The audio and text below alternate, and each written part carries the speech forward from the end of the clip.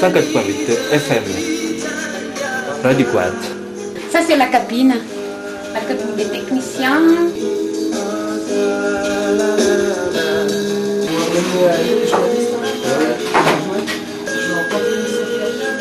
Oui, la Radio Quartz fait une information par jour de 30 minutes. L'émission locale et l'émission nationale et internationale. Nous animons aussi des émissions sur la santé, l'environnement, la jeunesse et l'éducation. Par notre collaboration avec les ONG américaines, Mirail par exemple et Gap, un aspect pour les réserves naturelles. Et nous, on fait la sensibilisation à propos de la protection de la nature. Il faut éviter le tave et protéger la nature. Il faut faire le reboisement. Parce que, vous savez, nombreux sont les messages, les instructions, les consignes de la part du ministère de Santé, de l'Environnement, des messages de la part des municipalités, des syndicats d'initiative et beaucoup d'autres. Il est vrai que notre région reçoit la télévision nationale, une radio privée qui s'appelle Don Bosco et bien sûr la radio nationale sont aussi captées dans cette région. Mais il n'y a que la radio Quartz qui est la seule radio locale qui traite les actualités locales, qui intéresse beaucoup les habitants de Muramang. Le journal sur Radio Quartz. Vaovao avy eto Moramanga androany dia mankalaza ny herinandro mikasika ny internet ny eto amin'ny faritry Moramanga. Depuis 6 ans, on émet sur 30 km, mais il y a 6 mois, la foudre a cassé notre émetteur.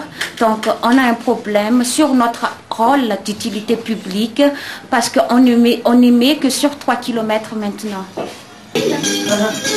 FM 104.8 Radio Quartz.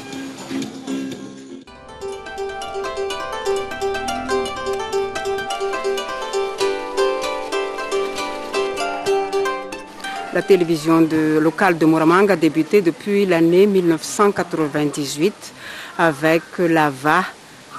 La VA, ça veut dire vaccination contre le polio.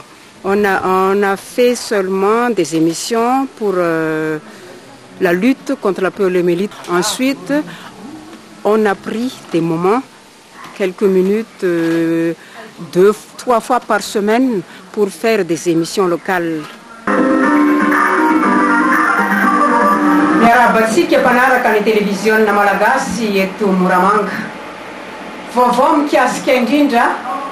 On peut avoir la télévision de Muramang avant, jusque dans tout le Fivundoun de Muramang, mais depuis l'an 2000, la télévision ne va que jusqu'à quelques communes du Fivundoun, puisque le pylône qui était de 30 mètres était abîmé par le cyclone Eline et Gloria. Nous sommes 6 à travailler pour la télévision de Muramang.